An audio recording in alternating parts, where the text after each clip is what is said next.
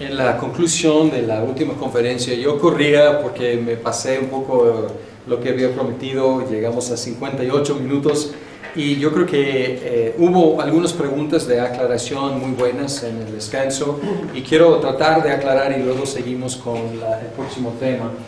La idea es que hay un paquete en la Biblia y encontramos hechos definitivos, hechos importantes en la historia de la salvación y luego explicaciones. Y esta es la revelación especial, es la explicación divina del hecho. Pues un grupo de esclavos escapa de Egipto, ¿qué significa? ¿Quién sabe? O sea, si solamente vemos el hecho, pues ¿tú crees que significa algo? Yo creo que significa otra cosa. No, tenemos una explicación divina, que es la revelación especial. Y en este caso tenemos esa revelación escriturada, o sea, en la Biblia. Y tenemos una serie, mencioné una serie de como explosiones de actividad. Y luego hay tiempos en la Biblia cuando la gente está diciendo, ¿dónde está Dios? O sea, no hay mucha actividad, no hay mucho milagro, no hay mucha manifestación. Y luego otra vez, algo extraordinario. Y luego profecía para explicar y también inspiración, libros bíblicos que están alrededor de estos eventos especiales. Entonces la idea es que el máximo, el último, el definitivo evento es el evento de Cristo. ¿Y qué es el Nuevo Testamento? Es la explicación divina de este evento. Vino un hombre, nació de María, su mamá, y él vivió, enseñó, murió. ¿Qué significa? Otra vez, ¿quién sabe qué significa si no tenemos una explicación verbal de lo que él hizo? Y podemos notar que la postura reformada de decir que el Nuevo Testamento es la última revelación especial, debo aclarar, porque yo no sé exactamente qué vaya a pasar al fin del mundo. O sea, es otro grupo de eventos extraordinarios, pero ya están preexplicados.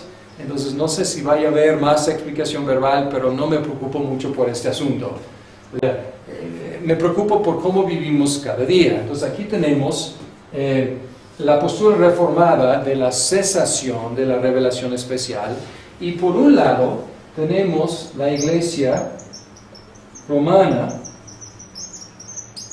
y por el otro lado tenemos los anabaptistas. Acabo de aprender que la palabra es anabaptista, no es anabautista. Yo siempre decía anabautista, pero es anabaptista. Y sus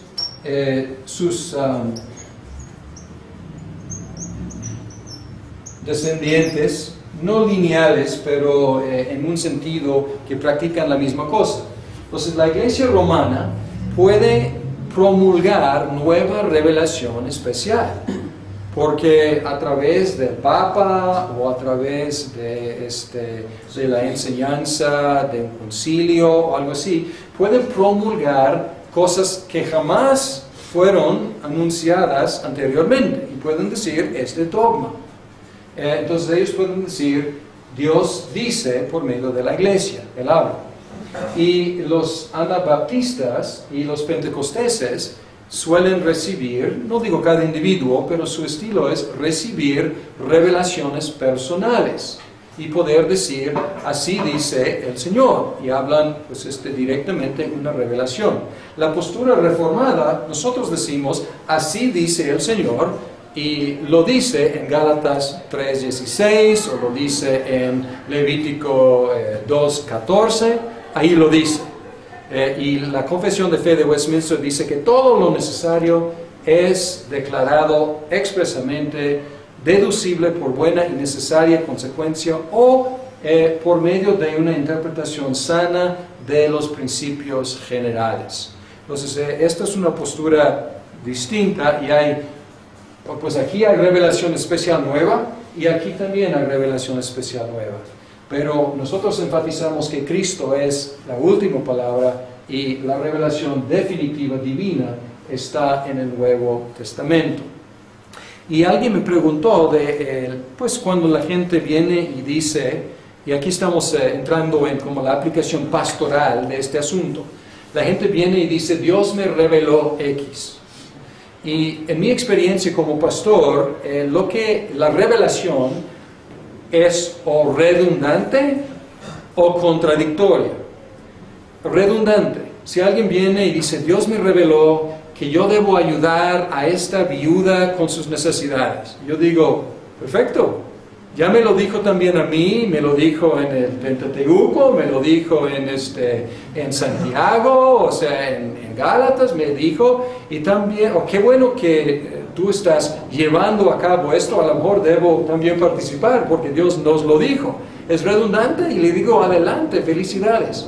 Pero luego a veces vienen con cosas contradictorias y quieren poner su revelación encima de la autoridad de la Biblia. Y lo que encuentro es que muchas veces es cuando quieren hacer algo que la Biblia realmente prohíbe, o no quieren hacer algo que la Biblia manda. Y lo he visto más que nada en cuestión de matrimonio y divorcio. Alguien viene conmigo diciendo que Dios me ha revelado que debo casarme con esta persona. Felicidades. ¿Es cristiano? No, pero Dios me lo trajo y Él es idóneo. Y digo, a ver. ¿Qué dice la Biblia con respecto a este asunto? ¿No? O igual, gente ha hablado conmigo diciendo, pues yo sé que pues, es legítimo que me divorcie de mi esposo o de mi esposa. Digo, a ver, la Biblia tiene ciertas normas y hay divorcio bíblico. Vamos a ver si este divorcio califica, ¿no? Entonces hablamos de las normas bíblicas. Pues no es así, pero somos incompatibles y Dios me ha dicho, yo he orado. Y digo, lo siento mucho, pero Dios no te lo dijo. Porque lo que estás diciendo es contradictorio a lo que la Biblia dice. Entonces, si es redundante, yo felicito, animo y digo, adelante, hermano. Si es contradictorio, tengo que decir, no es cierto. Entonces, es algo práctico, una aplicación práctica de la perspectiva reformada de la cesación de la revelación especial. Pero debemos decirlo positivamente. No estamos diciendo simplemente que cesó, esto suena negativo, estamos diciendo que el Nuevo Testamento o la Biblia es suficiente. Es suficiente y todo lo necesario está ahí. Entonces, decirlo positivamente, estamos diciendo que es la suficiencia de la Biblia. Ok, vamos a seguir con el tema y vamos a hablar de la revelación especial en su forma escriturada. Vamos a hablar de la Biblia, más concretamente. Pues ya estamos en el tema.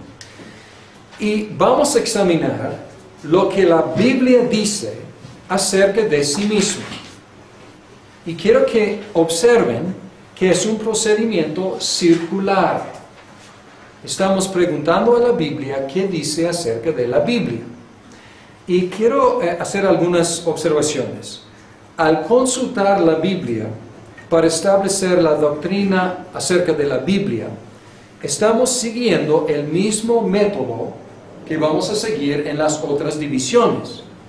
Vamos a consultar la Biblia para la teología, la cristología, la antropología, etcétera, etcétera. Entonces vamos a consultar la Biblia para el prolegómeno. Pero si la Biblia, en los otros casos no es circular, pero en este caso es circular. Pero quiero que observen que si la Biblia es lo que dice que es, no hay otro método posible. Porque no hay una autoridad arriba de ella a la cual podamos apelar. Entonces, a lo mejor dices, no, esto es circular, pero ¿a qué más, si la Biblia realmente es lo que dice, a qué más vamos a apelar? ¿A quién más vamos a consultar? Si es la máxima revelación de la voluntad de Dios, ¿a dónde más vamos a ir? Entonces podemos decir, atrapados con esta sola opción. Y quiero decirlo más generalmente, una autoridad suprema tiene que autenticarse a sí misma. O sea, porque no hay nadie más arriba para decir, sí, es cierto, Él es autoridad. Porque si fuera algo más arriba, esta autoridad no sería suprema. ¿Me explico? Ok, voy a dar unos ejemplos bíblicos. Hebreos 6, 13 al 18. Aquí Dios quiere jurar. ¿Por quién jura? Dice aquí, tiene que jurar por sí mismo, porque no hay nadie más arriba, más alto. Entonces dice, cuando Dios hizo su promesa a Abraham, como no tenía a nadie superior por quien jurar, juró por sí mismo. Entonces, una autoridad máxima no puede apelar a otra autoridad mayor. ¿Okay? También, Juan 8, 13 a 14, 13 y 14, dice,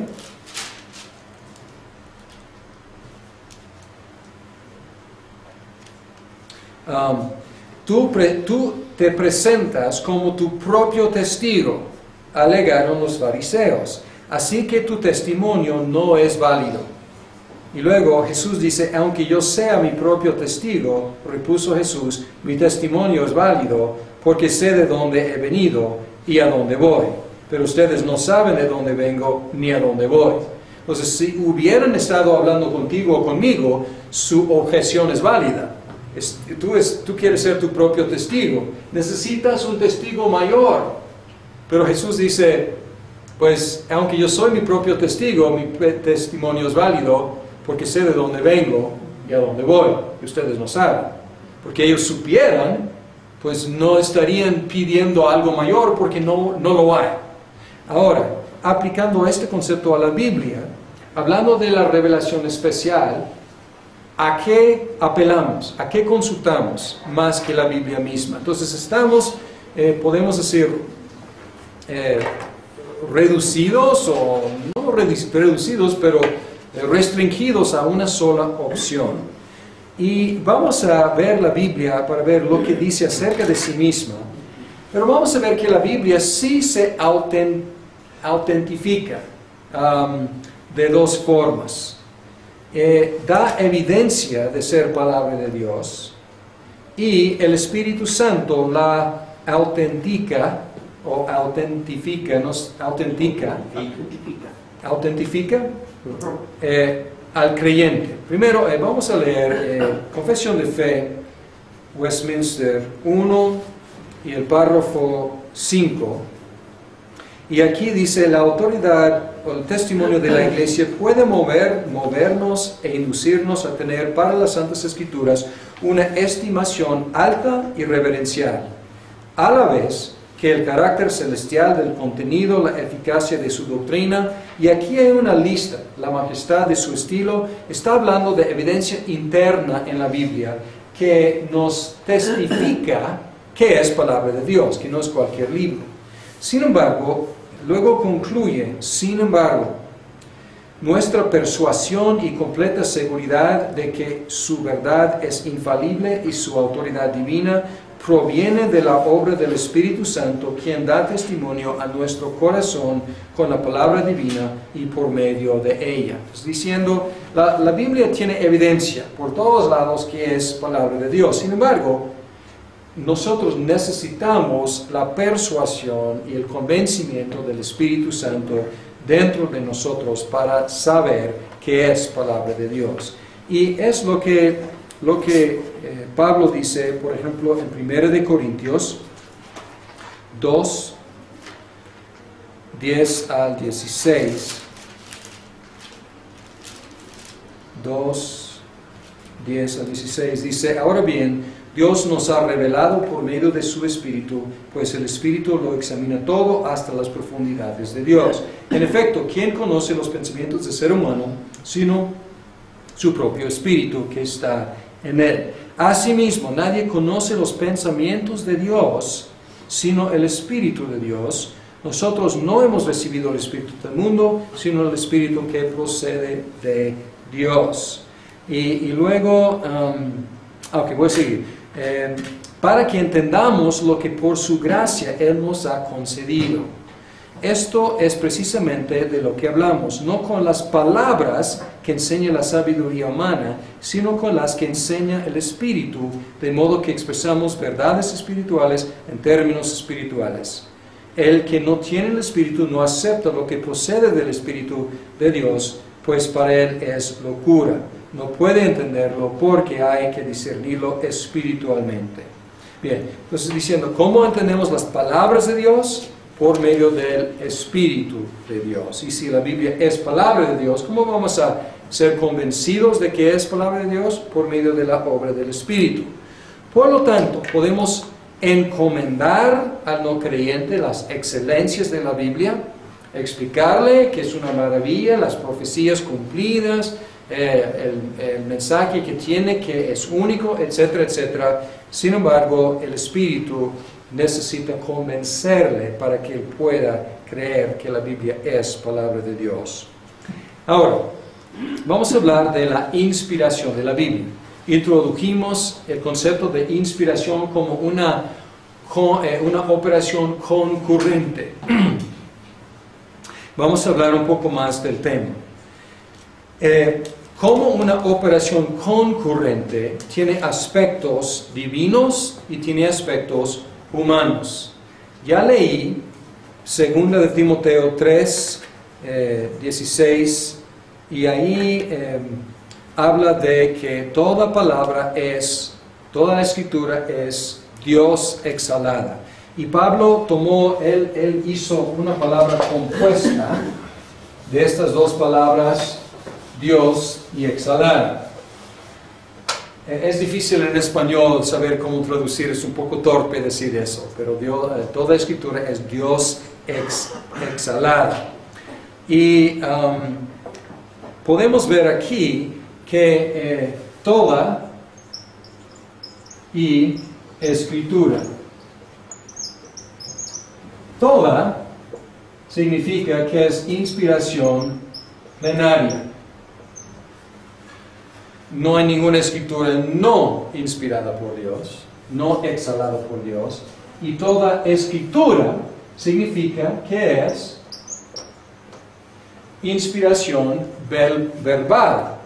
O sea, no dice aquí, dice en otra parte, pero no dice aquí que todo profeta es inspirado, pero no todas sus palabras inspiradas. Aquí está hablando de las palabras escritas. Toda escritura. Entonces así hablamos, por eso hablamos de inspiración plenaria y verbal. Y esta es la postura de la Iglesia Reformada, por lo menos de los conservadores. Vamos a ver que hay otros que se llaman evangélicos o se llaman por lo menos protestantes, pero no aceptan esta perspectiva de la inspiración plenaria y verbal. El otro texto que mencioné, pero no leí en la otra sección o la anterior, es en segunda carta de Pedro 1, 19 al 21. Y aquí dice, esto ha venido a confirmarnos la palabra de los profetas. Aquí el énfasis en lo verbal, la palabra de los profetas, a la cual ustedes hacen bien en prestar atención. Luego dice, versículo 21, porque la profecía, aquí hablando de la palabra, de lo verbal, la profecía no ha tenido su origen en la voluntad humana, sino que los profetas hablaron de parte de Dios, impulsados por el Espíritu Santo. Entonces, segunda de Timoteo 3:15 a 17 enfatiza origen divino de la Biblia, de la Escritura. Y luego, segundo de Pedro 1, 19 al 21, enfatiza el mecanismo de la inspiración.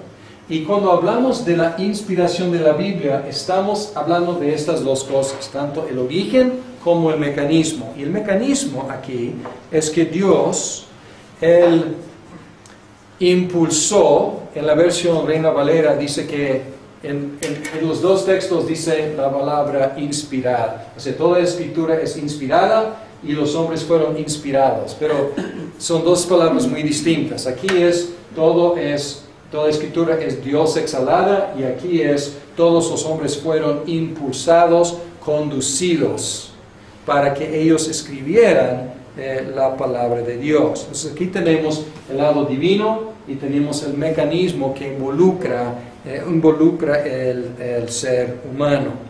Y también podemos ver que Juan 16, que hubo una promesa de Cristo que nos da confianza de que esto es exactamente lo que pasó. Juan, hablando del Espíritu Santo, Juan 16, 12 al 15, Juan 16, 12 al 15, dice: muchas cosas me quedan aún por decirles que por ahora no podrían soportar, pero cuando venga el Espíritu de la verdad, Él los guiará a toda la verdad, porque no hablará por su propia cuenta, sino que dirá solo lo que oiga y les anunciará las cosas por venir. Él me glorificará, porque tomará de lo mío y se lo dará a conocer a ustedes. Todo cuanto tiene el Padre es mío, por eso les dije que el Espíritu tomará de lo mío y se lo dará a conocer a ustedes. Dentro de poco ya no me verán, pero un poco después volverán a verme. Entonces aquí no habla directamente de la Biblia ni de la inspiración, pero esta es una promesa para los apóstoles, que ellos tendrían al Espíritu para que Él les revelara y probablemente recordara las palabras que Jesús ya había dicho en su presencia. Ahora vamos a ver el testimonio de la Biblia acerca de sí misma. Esta es la teología de la inspiración plenaria verbal. Ahora, textos ¿qué dice la Biblia acerca de sí misma? ¿Cuál es su autotestimonio? Primero, el testimonio del Antiguo Testamento acerca de sí mismo. El Antiguo Testamento en algunas partes menciona que se escribieron algunos libros que tuvieron autoridad inmediata. No tuvieron que esperar a ser reconocidos. Fueron reconocidos como autoritarios inmediatamente. Por ejemplo, Deuteronomio 31. No nos da tiempo para ver todos estos textos. Tengo muchos aquí. Queda como tarea. Pero es una categoría de libros inmediatamente autoridad. Deuteronomio 31, 24 al 26. Josué 24, 25 al 26, o sea, capítulo 24, versículos 25 y 26, y primero de Samuel 10, 25. Entonces, inmediatamente recibidos como palabra de Dios. Las fórmulas, es otra categoría de evidencia. Las fórmulas de los profetas indican que estuvieron conscientes de estar hablando y escribiendo la palabra de Dios. Al decir, así dice Jehová, pues obviamente están convencidos de que están declarando palabra de Dios. El redescubrimiento de la ley en 2 de Reyes 22, 8 al 13, y el ministerio expositivo de Esdras. Si ven Esdras 7, 10, estos dos eventos presuponen la idea de un canon, de un cuerpo de libros autoritarios, porque redescubrieron la ley, inmediatamente dijeron, pues no sabíamos, ¿qué vamos a hacer? Tenemos que someternos a lo que hemos visto aquí. Y hubo un avivamiento. Y luego con Esdras, él exponía, él leía y exponía la palabra de Dios. Entonces esto presupone la idea de una lista de libros recibidos como autoritarios divinos. Luego, el testimonio del Nuevo Testamento acerca del Antiguo. Entonces, primero el Antiguo que dice acerca de sí mismo, el Nuevo que dice acerca del Antiguo. Jesús citó el Antiguo Testamento como palabra de Dios y mencionó las tres divisiones del canon hebreo.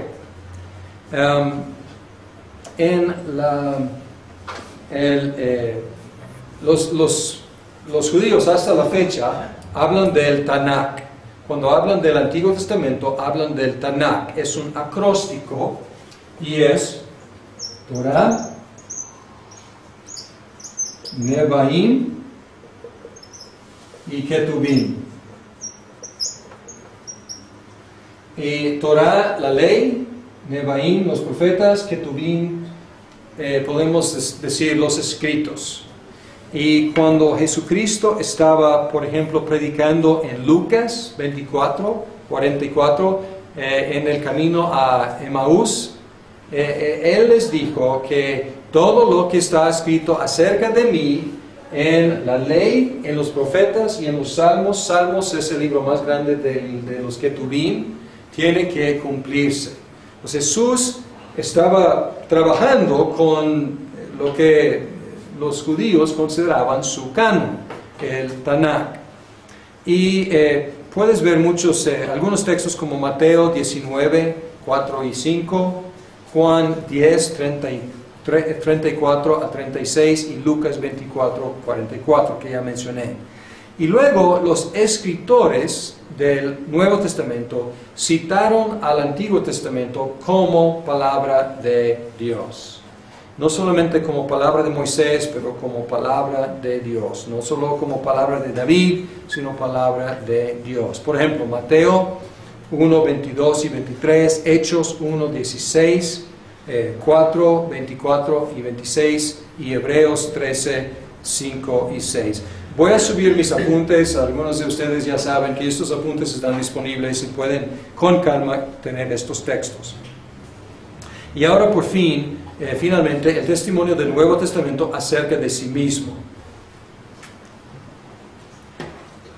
Los escritores del Nuevo Testamento estuvieron conscientes de estar predicando, escribiendo la palabra de Dios. 1 Corintios 14, 37, Gálatas 1, 11 y 12, 2 de Tesalonicenses 3, 14. Tenemos idea de que ellos estaban conscientes de estar promulgando en sus predicaciones y en sus escritos la palabra de Dios. Y luego hay pocas, pero hay reconocimiento de algunos, en dos ocasiones por lo menos, de escritores del Nuevo Testamento, reconociendo otras partes del Nuevo Testamento como palabra de Dios. Por ejemplo, 2 de Pedro 3:2 y también versículos 15 y 16. Ahí Pedro reconociendo las cartas de Pablo como palabra de Dios. Debo mencionar que, entonces esta es evidencia rápida de la perspectiva de la inspiración plenaria verbal. Debo mencionar que hay muchas teorías críticas de la inspiración de la Biblia. En nuestros cursos sobre la Biblia vamos a interactuar un poco con algunas de estas teorías críticas acerca de la Biblia. Y estas críticas nacieron de lo que se llama la crítica alta o la crítica literaria de la Biblia. Y la crítica literaria de la Biblia no es mala en sí. Todos hacemos crítica literaria, evaluación literaria de la Biblia. Sin embargo, lo que pasó es que los practicantes, o muchos practicantes de la crítica alta, empezaron a descartar poco a poco diferentes secciones de la Biblia. Empezaron a decir, esto sí es palabra de Dios, pero esta porción no. Por sus evaluaciones literarias y otras consideraciones modernistas, empezaron a eliminar poco a poco partes de la Biblia. Empezó en el siglo XVIII y seguía hasta el siglo XX. Esto ya no está tanto de moda, aunque temo que muchas cosas, malas ideas promulgadas anteriormente en Europa y en los Estados Unidos, siglos o décadas después se reciclan en Latinoamérica. Y hay evidencia de que en México algunos están reciclando algunas de estas malas ideas. Pero a muy grandes rasgos el proceso iba eliminando aspectos de la Biblia como divinamente autoritarios. Por ejemplo, primero descartaron detalles científicos e históricos, manteniendo las enseñanzas éticas y morales, diciendo lo ético y lo moral, lo teológico es inspirado por Dios, pero lo científico, lo histórico, hay muchos errores ahí. Bien, luego abandonaron las enseñanzas éticas y morales, conservando la enseñanza de Jesús, diciendo todo esto de Pablo, de Pedro, toda esta enseñanza, pues no. Pero la enseñanza de Jesús, esto es lo que realmente es inspirada. Y luego eliminaron los aspectos históricos de la enseñanza de Jesús, porque Jesús obviamente creía en un éxodo literal, en una creación literal. Entonces empezaron a decir, pero estas partes de la enseñanza de Jesús ya no, solamente sus enseñanzas teológicas y morales. Pero luego empezaron a cuestionar sus enseñanzas teológicas y morales, afirmando solo los aspectos eternamente válidos. Y esto es muy como subjetivo, diciendo, hay granos de verdad en la enseñanza de Jesús y estas son cosas reconocidas como válidas eternamente. Y luego finalmente llegaron a su conclusión lógica, redujeron las enseñanzas de Jesús al nivel de una mera inspiración para la reflexión humana. Y obviamente lo que han hecho a fin de cuentas es una negación plenaria de la inspiración plenaria. O sea, no solamente, empezaron a hablar de inspiración parcial, pero la parte inspirada cada vez era más y más y más chiquita hasta que desapareció por completo. Y estas ideas críticas han tenido mucha influencia en las iglesias protestantes en Europa y en los Estados Unidos y algo en Latinoamérica, realmente destruyendo y debilitando muchísimo algunas denominaciones. El artículo de Hodge que les asigné, pueden ver ahí la polémica, pueden escuchar que él está interactuando un poco mucho con los críticos de la Biblia.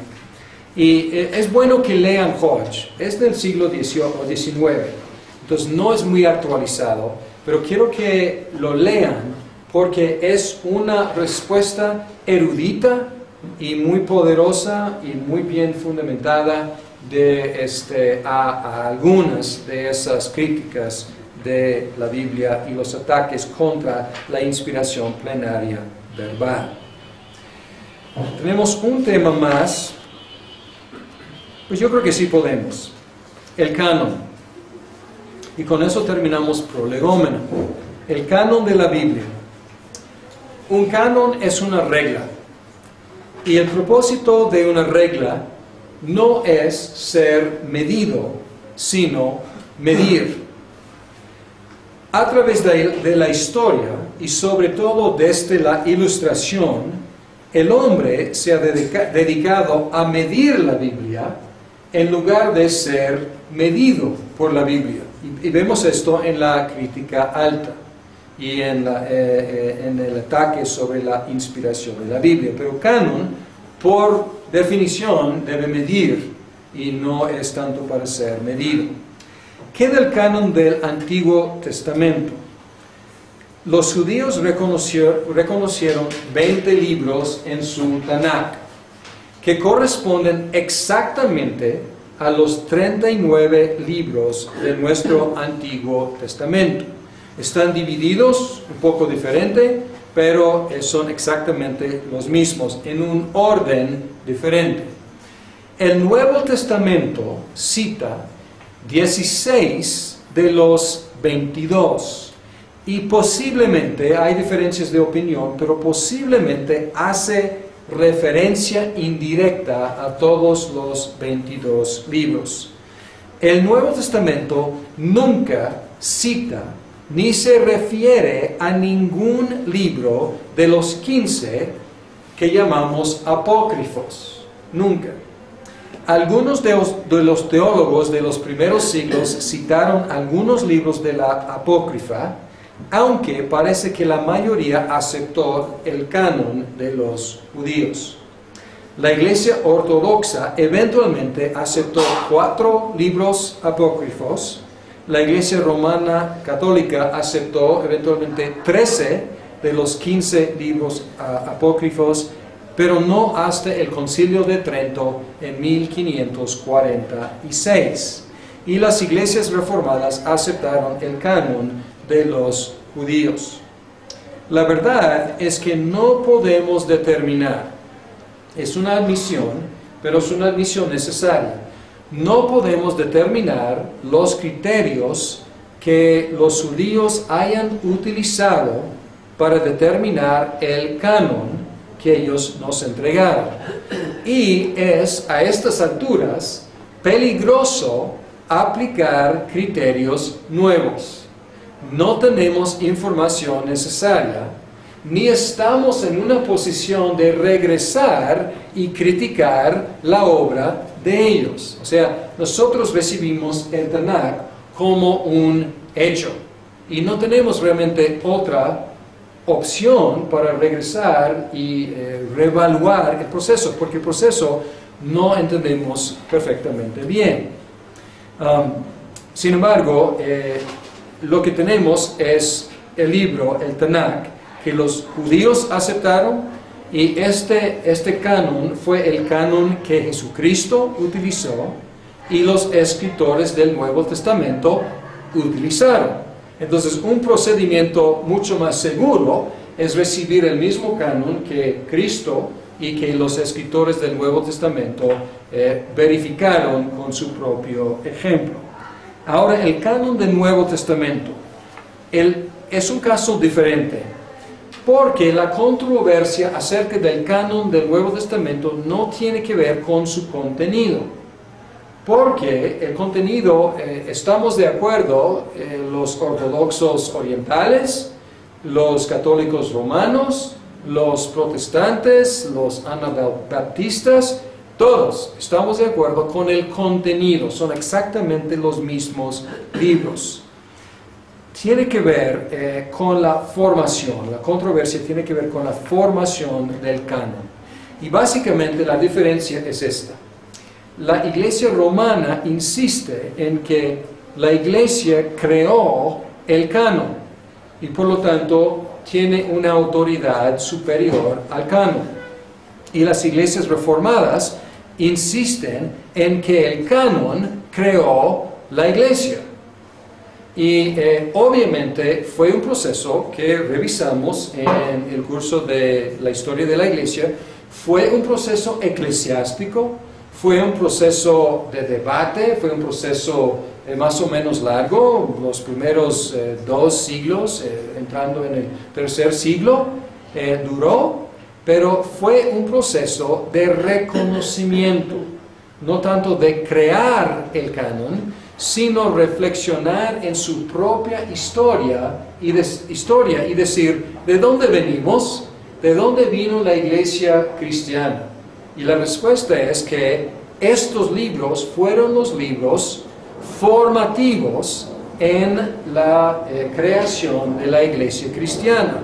Y luego la iglesia cristiana, a través de sus decisiones y concilios, reconoció, ratificó la autoridad de los libros que ya habían sido tan influenciales en crearla a ella. Entonces podemos ver que hay algo de sinergia, pues el canon creó la iglesia y luego la iglesia reconoció el canon.